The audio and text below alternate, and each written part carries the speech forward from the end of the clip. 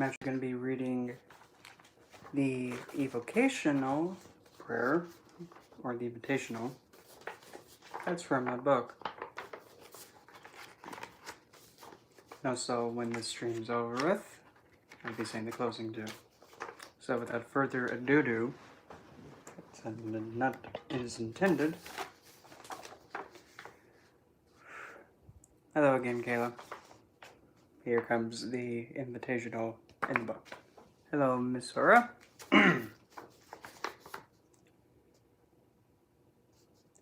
Maven of the night, upon flight of black wings, egalitarian of the aware, upon grace of poise ebb flow, the light soon to die, for my power is nigh, for she of shadow arrives, to flight, to grace and poise, to captivate, to empower and allure. Man's tale ends in passing, but I am not of man's, and I will not die. And that is the one in my book. And I have goosebumps. And that's how you should feel after reading that. So, now the thing that I was going to be talking about.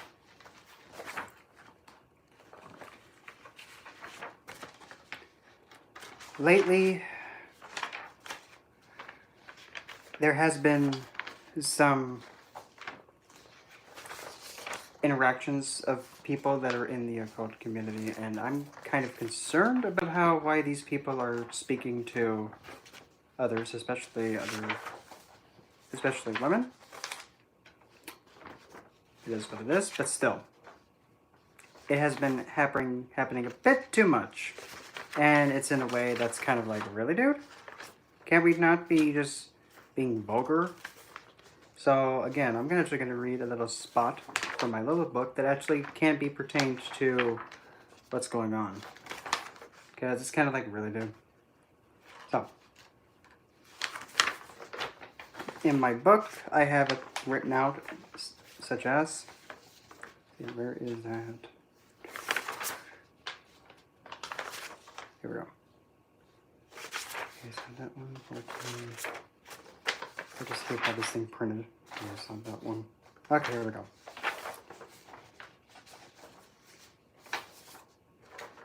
And it's not going to be the full part of the section, it's just the excerpt that kind of goes with this. Because in reality, you can actually take her as in Lilith, and you can apply it to speaking to any woman for that matter.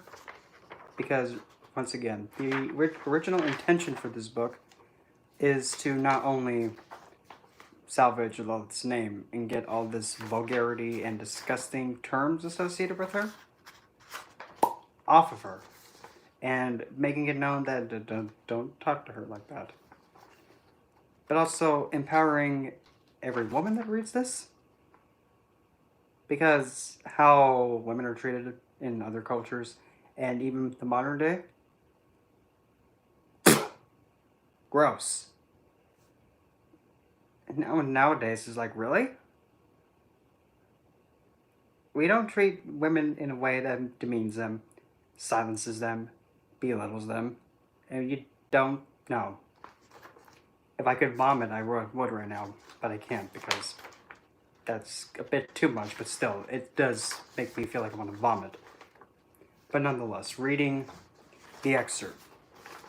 And remember, this doesn't even have to be speaking about love. You can put any woman's name there, and it can apply. But for this case, it's going to be speaking like if it's from the book Lilith. Okay. When addressing her, and it does not matter if it is written, spoken, your thoughts, etc. You must, in caps, must, speak to her with, in caps again, respect, dignity, and the highest regard you can muster. The highest.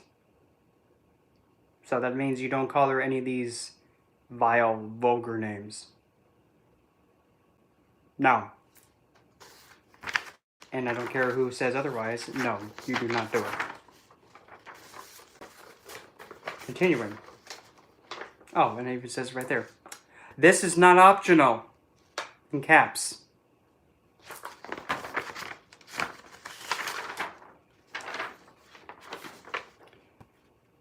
You must speak to her with respect, dignity, and the highest regard you can. This is not optional.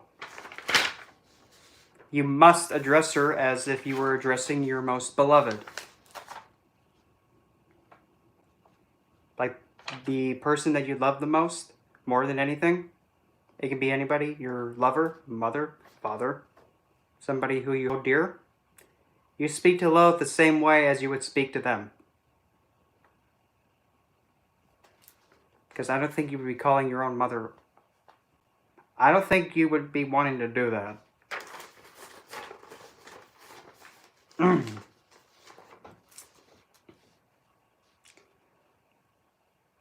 Speaking of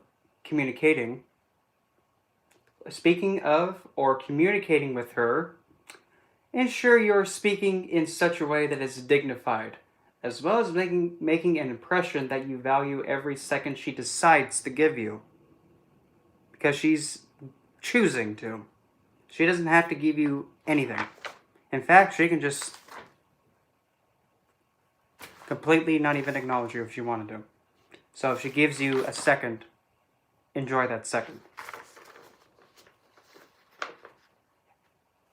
And having a strong vocabulary alongside uncommonly used words in your speech has immense potential. Potential, that's the key word, to impress her. It has potential. Will it work? We don't know. We never know. However, you must understand that Lilith, again, because I mentioned it earlier in the book, Lilith holds authenticity above everything else. But that's not an excuse to be lackluster in your word choice and imagery you draw with your words. In other words, if you have bland words and your writing or speaking or interaction with her is boring, she's just going to walk away and think, okay, no. Boring. She will just up and leave. You have to have a good word choice. You have to make yourself seem appealing. You have to make yourself seem like you're a joy to be around with her. Because, naturally, she wants to experience the world around her. She wants to experience things that are fun, lively, alive, not... So, I think you're really pretty. So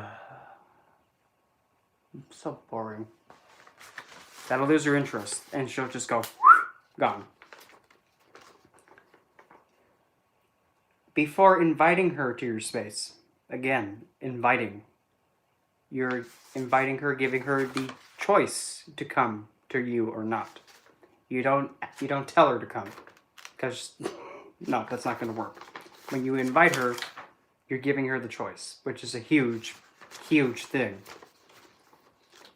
It is ideal to write out what is your focus point with your time with her.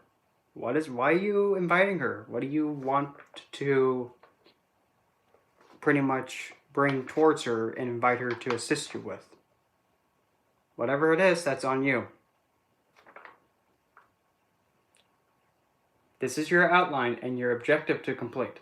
And you decide how to organize such strategy. In other words, you decide how you're going to be writing out this outline. Whatever works for you. I'm somebody who works well on the fly. If I have things written out, it makes me get a little bit like a trip over my own feet. Then cue the entire next paragraph, all in caps. Like where my thumb's at. I don't know if you can see it. Yeah, you see how many caps there are? This is the big one.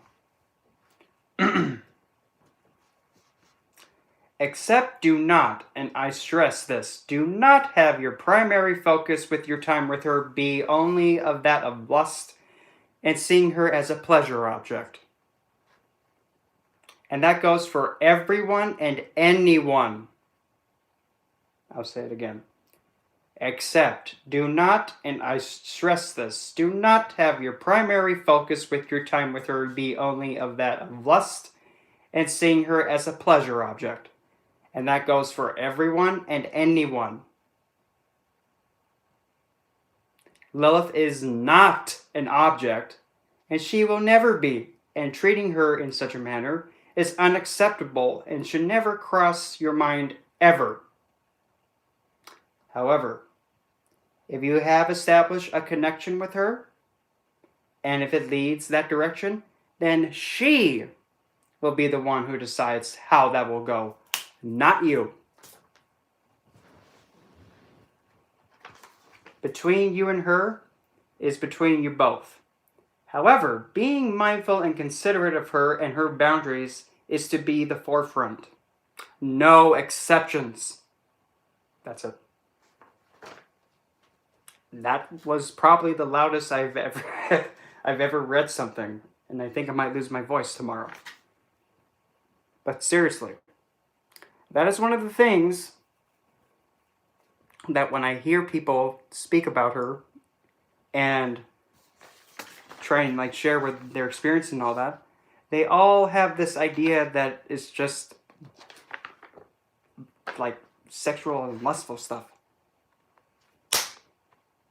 No, she's not an object.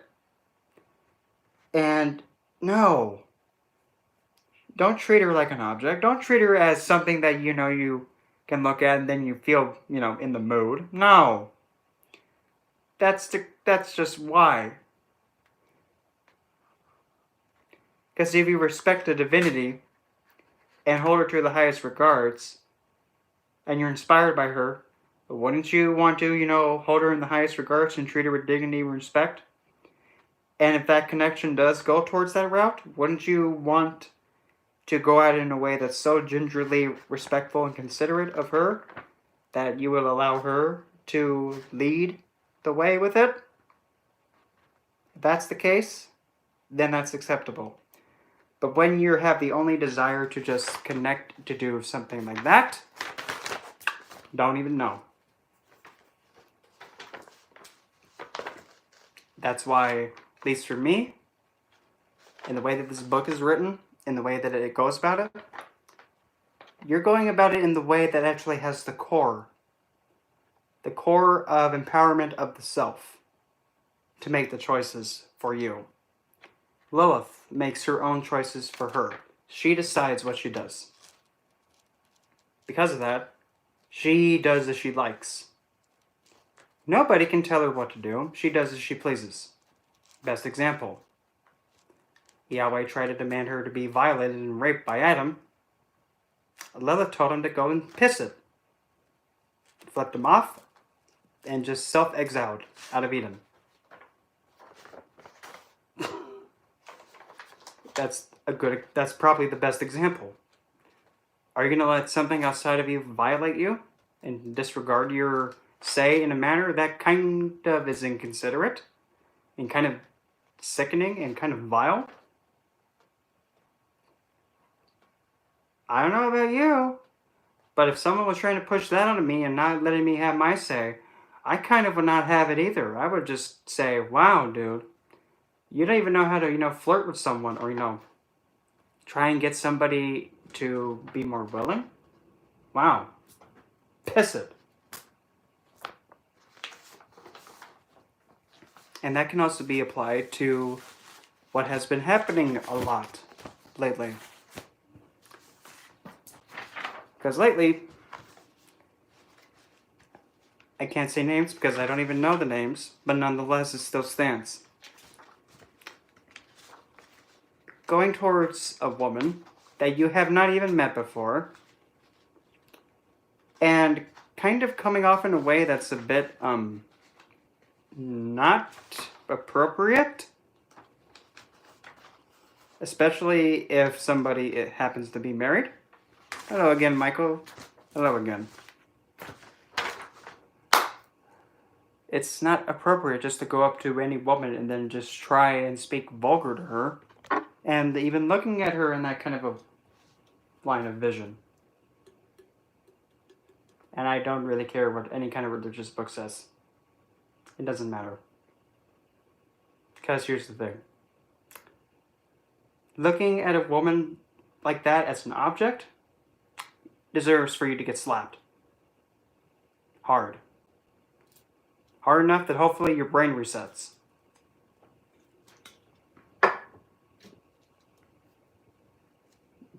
Being point blank. And blaming a woman. Korea? Wow.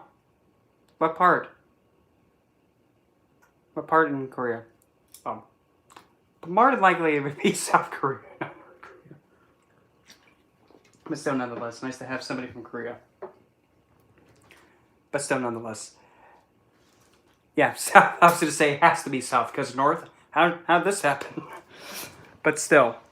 Actually, speaking of South Korea, here's a little fun fact. You know the mythological nine-tailed fox, the QB? Like the kitsune? Sometimes even takes the form of a nine-tailed fox woman? I think, like, what's her name? Chinese mythology. Daji? I think that's her name. I could be wrong, but nonetheless. That is an aspect of Lilith. Believe it or not. Because in the book, when I mentioned where when she left Eden, she explored the world, and as the world around her changed, so did her name. Daji, I think she's Chinese. I could be wrong. But that's one of Lilith's names that she takes on when she's exploring the world. But now, say if you go to some place like Greece, you can say Persephone may be one, Aphrodite may be one. Even, I would not say Hera. I wouldn't say Hera because, put it this way, if Zeus tried to have Lilith hang upside down by 2 anvils, the minute that she got down, she probably would have taken him out like how she did with Adam. If not worse.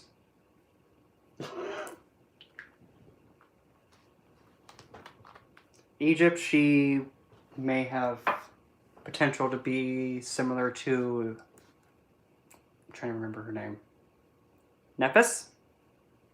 Or even potentially not as much Isis. Spreading on my face, this is an essential oil mix. And there's a lot in here. Yanglang, Rose, oh gosh. Yanglang, Rose, Neroli, Jasmine, Magnolia, Blue Lotus, oh boy, Geranium, Pink Pepper, Juniper Berry. Did I say Jasmine? Well, Jasmine. And the carrier oil is coconut, safflower, vitamin E. I have a cross-eyed here trying to think. Avocado, olive, and hibiscus flower extract. Yeah, that thing's quite loaded. So bad. Anyway. Now, even though it's kind of a little bit ironic for this to come from somebody who is magical, if you catch my drift, not only being occult, but also magical, like, oh boy, one of those guys that vomits rainbows. Get over it. You're just jealous because you can't do it. I have to say, it's kind of sad that this concept of, going towards a woman and being, considerate and mindful and not talking to her like she's, like, below you. I mean, to me, it kind of is just like, obviously, duh. But for some reason, there are instances where it's just like, this is probably the worst one. So, she has to, what culture is yours? Because usually Lilith has names that American Native, Dear Woman. Dear Woman. Right off the bat. Dear Woman. like right away. Actually, what tribe of American Native? Because that might have a bit of, that might alter it a bit, maybe. Depending on which tribe it is in the geographical location, that might change it. Because say, like, if it's in, okay, the plains, so Deer Woman might be the most fitting, or even, oh, what's her name? What's her name? Potentially even Spider-Woman. I believe that's her name. And you're probably thinking, Spider-Woman? A Marvel character? No. There is a American Native divine goddess that's named Spider-Woman. Which book? This one? The one that I wrote? Or the one that's called Spider-Woman? But I believe that's her name. That one might be more attuned to the plains. Because I'm actually American Native from the Cherokee tribe. The ones that were known for basket weaving. At least I got baskets. It was my my grandmother's side, it was the triple great grandmother. Yeah, she was pure Cherokee Indian. Cherokee American Native. Because every time when I say Indian, I think India, and I gotta stop saying that. She was Cherokee American Native. 100%. That's better. Anyway.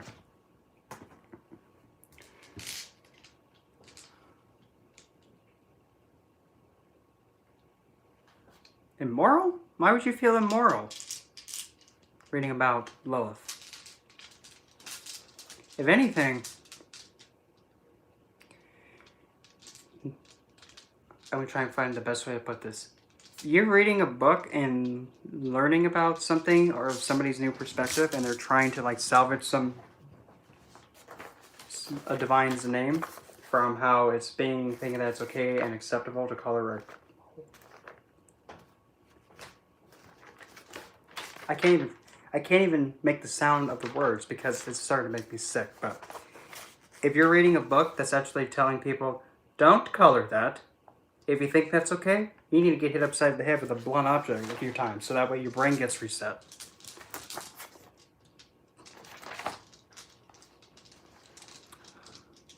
Ah, okay. Yes, that part, of course, has to be said that the elders are the ones that always are supposed to give the best, great guidance, of course.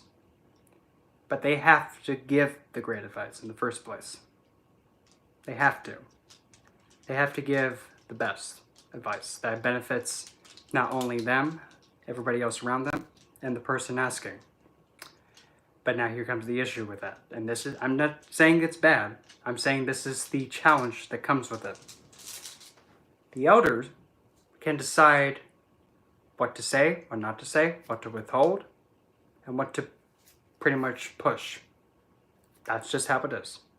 Good, bad, either or.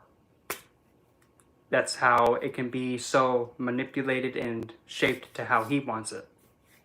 And when it comes to divinity, he cannot do that.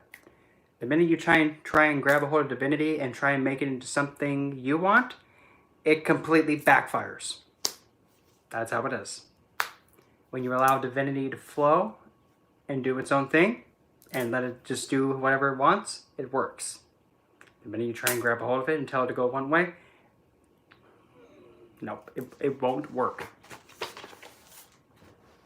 That's just how it is.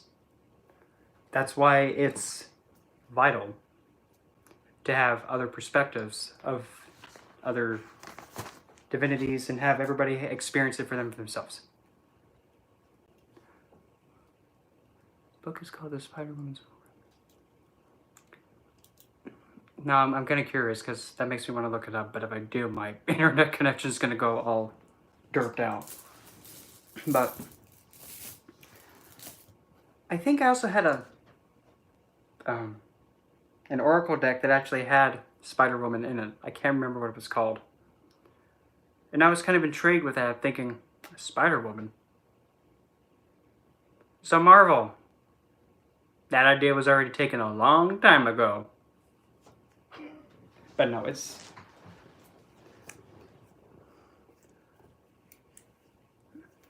And even then too, it's pretty difficult for me to even say anything because it's American native handed down tradition, so it's like I can't really make much more of a say. All I can say is the potential risks that having somebody else say what's acceptable or not and how limiting it is. That's how it is.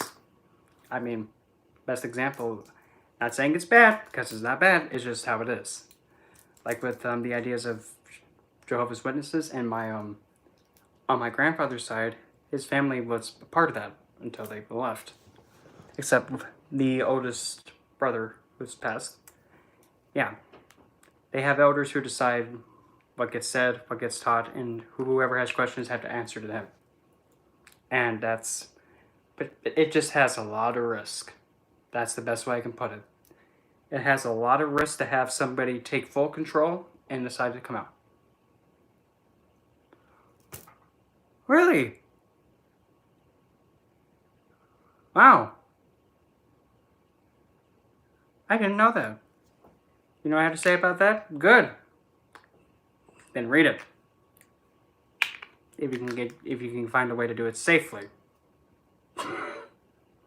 And I mean, if it's gonna get you in any kind of hot water, of course you have to adapt to your surroundings and do what makes you safe and do what's best for you. Of course, obviously. But if it's something about empowering women, that's kind of vital. That's the word I'm using. Vital. Because without women, none of us would exist. Mother? Woman? You need her to have children come and keep the lineage going. So that's kind of important. But that's none of my business. But still, to me, it does really concern me. Like, who came up with the idea of thinking that, mistreating and blaming women for, men's lack of self-control? Oh well.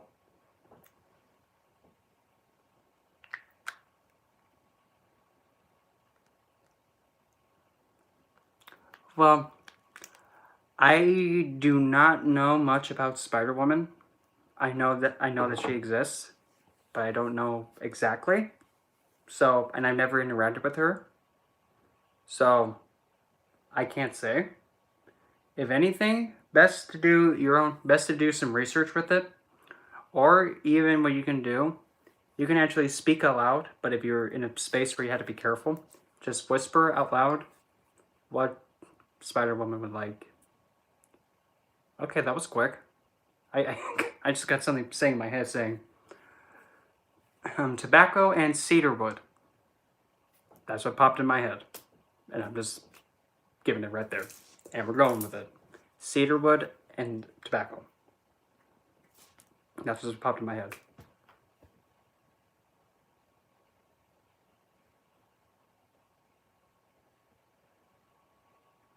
And patchouli. That just popped in my head, so that's what I got. And also, yeah, the Divine Feminine has been disgustingly treated for way too long. Way too long. Because again, one of the things I absolutely... I tried that once. I'm just like, oh good, it tastes like Fruity Pebbles. Wasn't my thing. But substantially, it just mind boggles with me. Thinking, so, we're doing this to women, why? What's the point? What are we getting out of this? Besides making us look stupid. And that we're going to be forever alone. Talking to the men who think it's a good idea to abuse women and degrade them and blame them for other stupidity. And worse. Oh, it's her fault for tempting me. That's why I groped her. What? You're blaming her since you went up to her and groped her, it's her fault? How does that make sense? Well, it says that, nope, I don't care.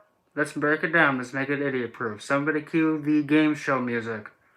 Making it idiot-proof. So, idiot-proof time. Really? Really, Kayla? What? What in the world is going on with men these days and people? No, in all due respects to any other men that have been, watching. Because not all men are vile like that. Because it just, to me, it's mind-boggling. Like, what makes you think that's okay? What makes you think it's okay just to go up and grope a one? I don't get it. I don't understand it. It's like, you think it's okay just to go up to a woman who's just mind your own business, just like even reading a book? Well, yeah. And I also used to do mixed martial arts.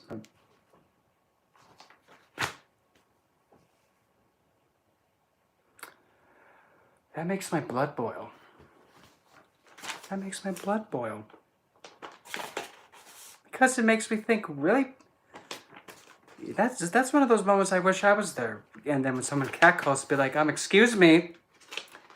Can you not do that? You think it's cute to catcall her? Really? Have you ever been catcalled too? By a guy? Because I'll give that to you. And trust me, you're not going to like it. But hey, you'll know how she just feels just now, being, disrespected. The best way, to help an idiot is to first tell the idiot, here, stop being an idiot. So hopefully, therefore, he'll quit being an idiot. Damn idiot. I can be very funny, but I can also be very feisty.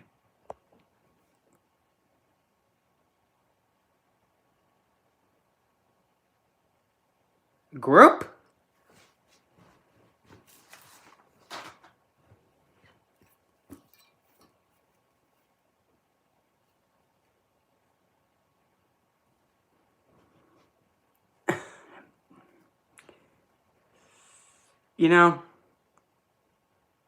I just don't understand. How hard is it to have self-control? How hard is it? I hope it's not too hard. To also know when it's appropriate and not.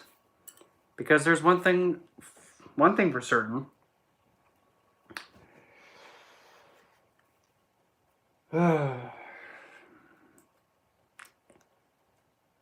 This is going to be point blank blunt, and hold on to your hats, people. In that kind of a situation, and if I was aware of it, and I was actually there present, I cannot promise that if, a guy was going towards, like in Kayla's case, if it's just one guy violating like that, I cannot promise I would not spit in the guy's face saying, wow, that's how low you are. Scum. And then probably result into kneeing his coccyx hard enough that it shatters. Oh well.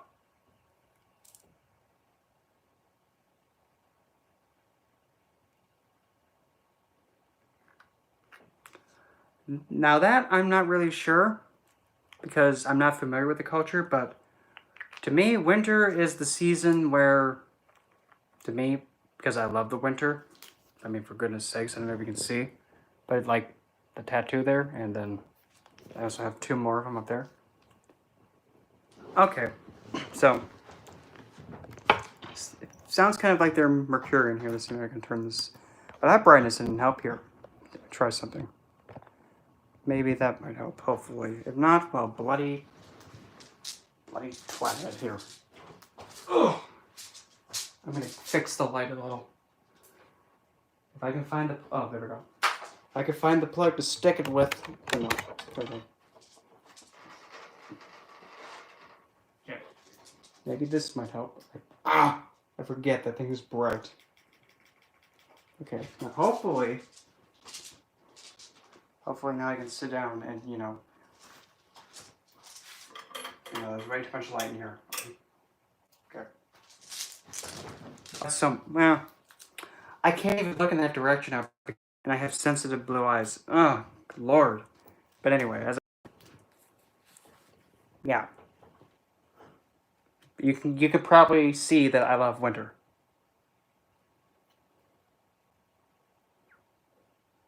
You have a pet pig?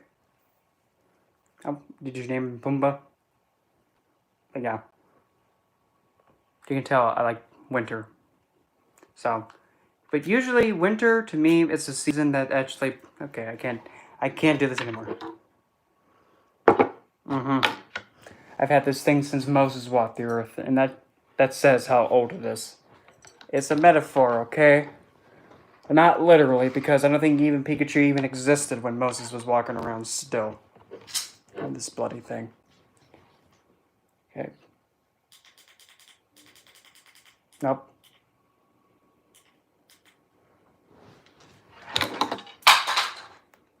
I didn't do it. Oh, okay. It was just a thing of plastic. So this thing? It is Russian that translates to roughly...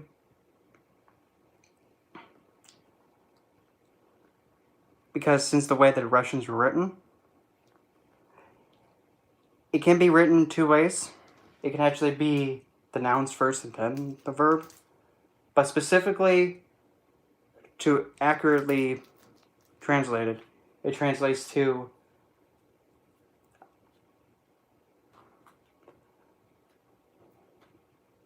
I'm trying to get the right exact words because this is the struggle that English and then to another language gets.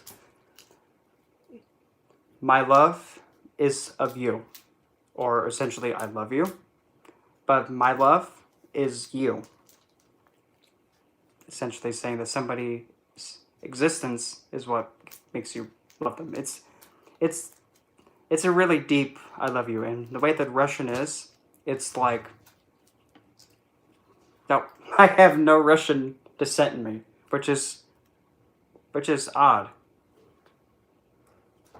Just out of nowhere, I'm just like, I like how Russian is. I'm gonna just, you know. But then again, I got into like trying to learn Russian back in like 2010, and I used to be really.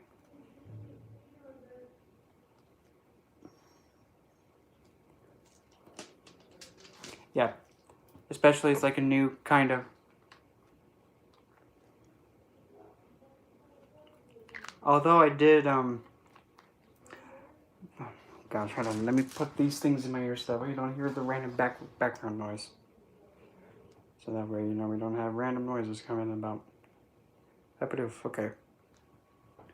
Okay, now let me do this.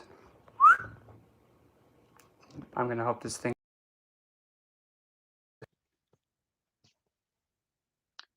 Can you still hear the sound of my voice? Yay, nay, meh with it? And yes, this is a sigh. In case you didn't know. Okay. Kinkerdoodle. That sounds so bad. So, majestic. Okay. I cannot face that way because as soon as I look that way, it's like, oh, I'm blinded. That's the struggle with having blue eyes and having them be too sensitive. I don't. I actually don't. I'm, okay, English, Scottish. Don't believe me? Well, here, have a listen to this. Lassie, Nessie's looking for you. Just be careful because Ron, he got his kilt bitten off. And that is quite the thing in between the legs going back and forth when he sprints away from Nessie. Oh, cover. Oh, Ron, cover your mockers, man. Get yourself a kilt. Oh, no, do not wear the bagpipes as your kilt. Yeah. Then I'm also German. I have some German in me, which is usually not expected because usually the way that Germans, the way that their tone is, it's like, hello. And there's Scandinavian. It is what it is. Then there's also American Native, the Cherokee. And I can't think of any others, but that's primarily the main ones I can think of. But also English is probably the one that has the most. Because be like, oi, would you happen to have a spot of tea? Well, well, screw you, bloody mate, because all the tea is gone because of you, you wanker. So what? It's funny. It's offensive? Good. I'll say it again, but louder. At least that's what I would say about that.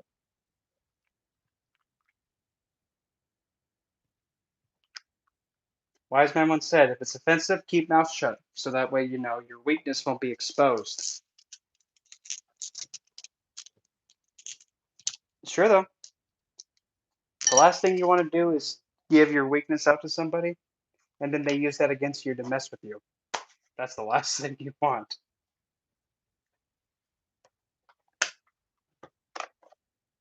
I have no idea why this just decided to be like, grab the cards and just start throwing them. Okay, fine.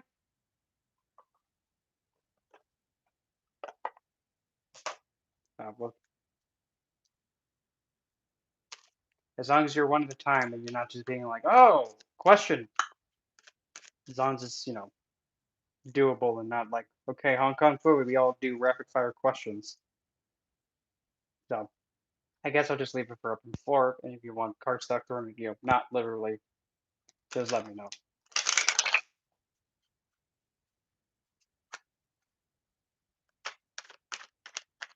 No, I do not. Because to me, that's like, now don't get me wrong, it is a form of creative expression if somebody does do the guy just drag. I'm not one of those ones. But now that doesn't, but now when it comes to like, say, men's wear that's a bit more exotic, that's the closest you're gonna get, so might as well just roll with it. It doesn't get any more closer than that. And none of those, whatever the heck those blade things are called. I don't even know what they're called. But yeah, no.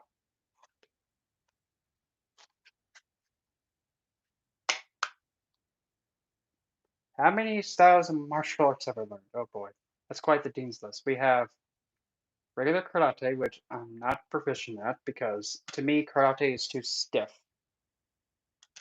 and I'm not big and bulky, so it doesn't work with me. I also know Muay Thai.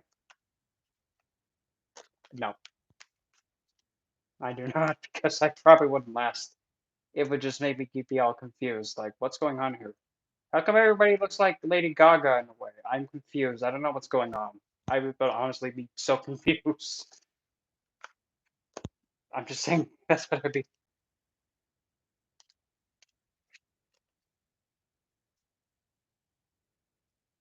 I would still go with Spider Woman because that's the one that's closest to your tradition. To be honest, go with the name that's closest to your tradition because that's what you're most familiar with. At least that's what I would say. And you don't have to apologize for not having an advisor with it. You have no reason to apologize. Always, always, always. If you have a question that you need help in figuring out, there's no need to apologize for it because you're trying to learn something. Krav Maga, I have not. But finishing up with the types of mixed martial arts I know. Okay. Muay Thai. And yes, my instructor made me kick hard plastic to toughen up these shins. Because Muay Thai, the way that you block a kick, you bring up your knee, and then you have your shin block it. You're probably thinking, that sounds painful as heck. Yeah. How they teach Muay Thai like in Cambodia? They have you kick palm trees. Kick them with your shins until they're bloody.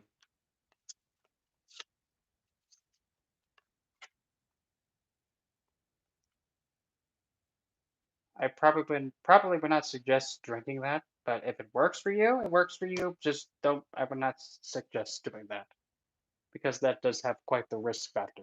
But nonetheless, this is there. There's also Aikido,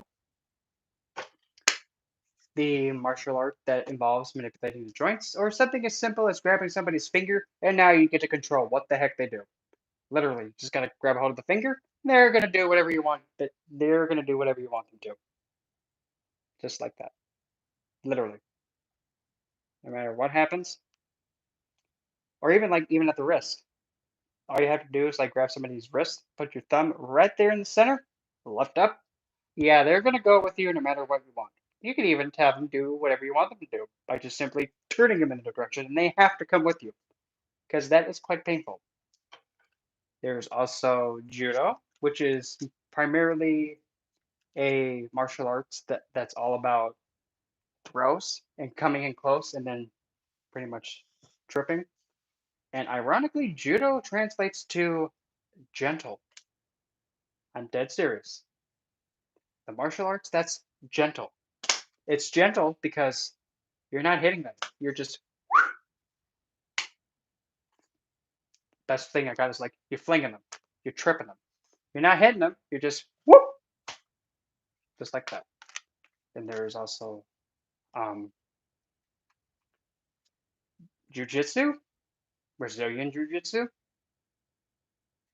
That one was no wrestling. I did not do wrestling because, again, I'm out of my element there. But groundwork and actually with the jiu-jitsu stuff, I was actually known at my studio. How tall am I? I'm only about a 5'5". I'm tiny. I'm short, and a lot of people think, "Wow, you're short." Well, you know the good thing about short people is, right? We can go places where tall people can't. Mm-hmm. Besides, I don't even have to get on these things. I don't have to. Just walk right in. Vulgar. Just had to.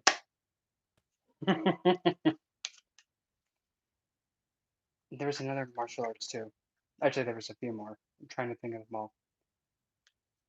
Then there was also well, not really kickboxing. My instructor tried to get me into that. I'm like, don't have me boxing. I don't like being limited by just punching stuff. I don't like being limited. Not at all. I also did, but primarily the way that I pretty much fought whenever I was actually in the cage and actually competing and sparring against others. I primarily use Kung Fu, and specifically Kung Fu, essentially Kung Fu. You're essentially keeping in a state of flow, essentially. To best say, it all depends on the person that's learning it, and each specific style, at least how my instructor taught me, he had students around the same age as me. He kind of had each specific one, like kind of like specialized in each one. He didn't have me specialize in kickboxing because I said I'm not going to refuse to just, I don't want to do anything that's just boxing. And boxing to me, I don't really feel it. And it's kind of stiff. Muay Thai, don't get me wrong, being really heavily kick based, okay, but not really, didn't really feel it for that one. Aikido and Jiu-Jitsu and Judo, yeah, because I mean, at least for the Judo part, I'm actually really, I'm actually very mobile with that and flexible, so I can actually flow and keep the flow going that way. Karate, too stiff, way too stiff, way too stiff. I don't like things that are bulky and stiff. Wrestling, and that's another one. No. But Kung Fu was the one that actually I was most proficient in because the way that Kung Fu works, it's like a flow like water. When you're able to flow like that, that's how Kung Fu excels. You keep the flow and the momentum going. But because as soon as you break the momentum, that's when it falls. But in order to do Kung Fu, you have to be really quick. You can't just be big and bulky. Because you're big and bulky and trying to do Kung Fu, you have a lot of weight and it's not as quick. So if somebody is like me, only about a mere 130 pounds, 5'5", mainly all muscle, when you're having someone like this doing Kung Fu, because as fast as that was a slap strike, push, and then backhand. Just like that. The slap, push, just like that. And that's with, I was in it up until 2010, and I was in the like, yeah, 2010, and I mean, I was practicing like every day when I was in 2007 all the way up to 2000, 2011. Yeah, 2011, slightly close to 2012 too. I was practicing every day, every day. And oh boy,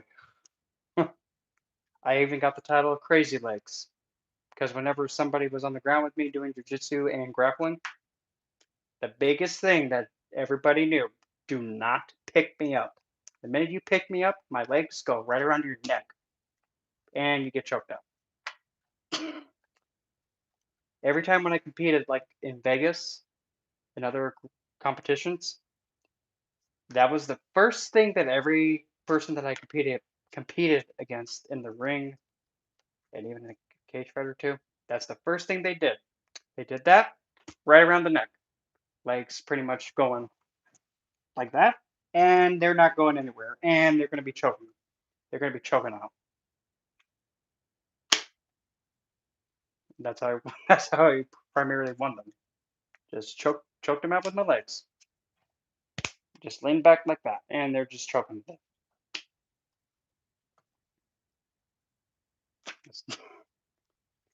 On the other, even though this was like towards the end of like when I was finishing and I had to focus up more on my adult life and pretty much my work, like actually like first job and all that. I was actually starting to go into capoeira. In case you don't know what capoeira is, think of like breakdancing, but now when you're doing those kicks and spins, you're now hitting people with it. That's capoeira. It's a Brazilian martial arts that looks like you're dancing. But I can tell you this much: if you were to get kicked in the face by a ballerina doing that swan kick, oh man, that would severely hurt. And you probably would have your neck go back too far. And you might, yeah, that might, it has the potential to kill you if it hits your nose just right. So whenever I hear people be all like, oh, guys doing ballet, that sounds so good. Well, how about you get kicked by a ballerina during her or his, you know, swan kick, and you see how that feels, and then you can say afterwards how much how much of a dainty thing it is. Because if you take like something that's like a dancing style, and if you put it into a combat situation, I can guarantee you it can cause just as much damage. Yes, ice skaters are the same thing, the exact same way. It's ballet, but now you're on ice and you're just skating. And I've ice skated once, just once, and I wish that moment never ended. But gotta love how times like we gotta move forward. So, love that though. Let's see. And speaking of that, well, like what I was saying, but a few seconds ago, well,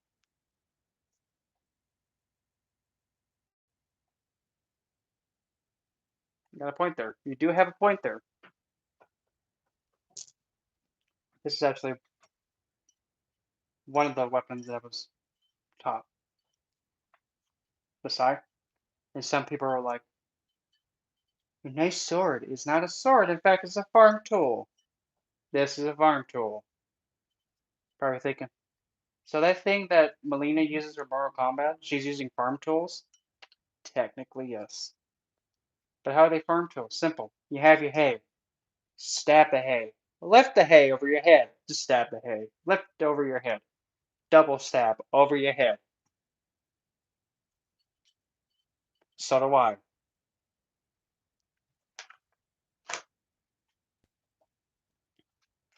And speaking of that, I gotta find my other weapons real quick. He made me learn nunchucks, the bow staff, and he also had me specifically learn how to use the kamas, which were like little sights, but with a twist. The way he taught me how to use those was on rope, and I'm swinging them like little hook, like little mini sights, but on string, and I'm swinging them all around. Like, oh, look at this, spinning blades, because why not? And fun fact, on my face, oh there they are.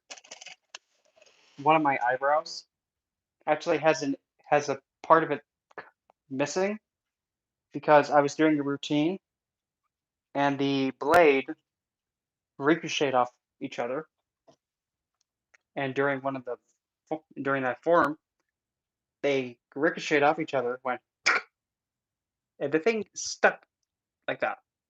And I'm still doing my routine like nothing even happened, just with the one.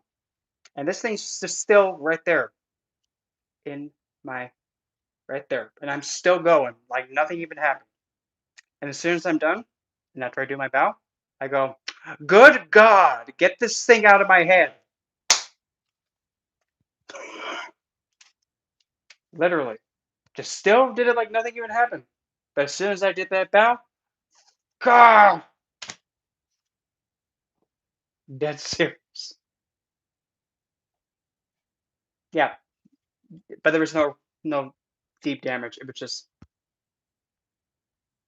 we were actually able to get it out and just put a bandage on it. But it wasn't like severe. It was just like in there to a point where it wasn't bad. Technically, actually, yes, they can. They can lactate, but not milk. But still, the other weapon. One simply does not go from one sister to the next. And a lot of people actually think that this weapon's like, oh, how's that going to hurt? Have you ever been hit by something like this? Yeah, that hurts. Stings. Besides, you have something to fan yourself.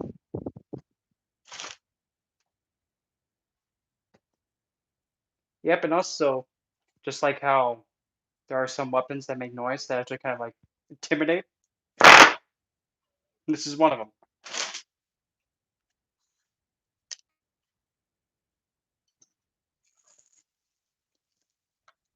And I also have somewhere, I don't know where it went to, but also a steel chain whip. I'll say it again. Steel chain whip, like a Chinese chain whip, with a spike on the end. Yeah, that thing works your wrists because when you're, yeah, and a lot of people think that a whip, oh, you're supposed to be like Ivy from Soul Calibur. I'll have you know, getting hit by a piece of steel with velocity like that, you're gonna get quite the bruise. You're gonna be lucky if you can walk afterwards. Stop over.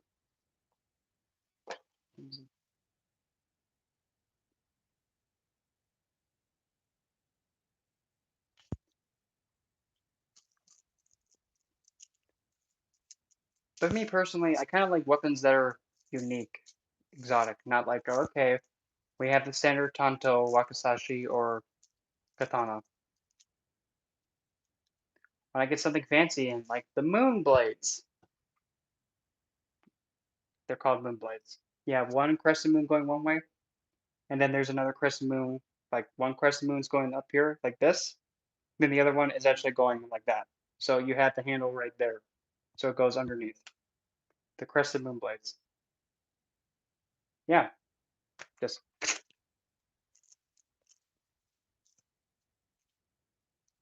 health insurance. Oh, because well, the thing is, well, at least in the United States, at least, there has to be a waiver signed. But even then, too, you just gotta be really mindful of yourself when you're practicing and be very careful. Because sometimes when you overexerted yourself, you can actually like really pull something and it could be really bad. Like one time when I was actually stretching, doing the splits, yeah, that slipped, and yeah, that was a pulled hamstring, which was unpleasant. Time is it? Oh God, 9:30.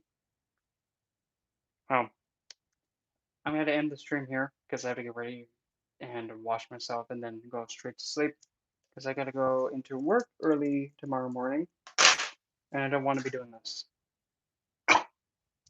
So I'll just see you guys tomorrow on the next stream, and I will put a